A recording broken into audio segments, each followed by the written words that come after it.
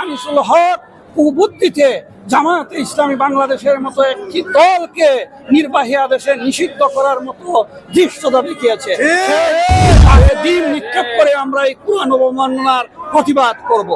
আমরা পাথরের প্রতীকী ডিম নিয়ে এর প্রতিবাদে আমরা এসেছি। তাকে ডিম নিক্ষেপ করে আমরা এই কোরআন অবমাননার প্রতিবাদ করব। আর এই দরবেশের সাথে গ্রেফতার হওয়া আনিসুল হক, সে দেশদ্রোহী, সে লুণ্ঠন করেছে নিম্ন আদালত থেকে উচ্চ আদালত পর্যন্ত বিচার ব্যবস্থাকে কলুষিত করেছে।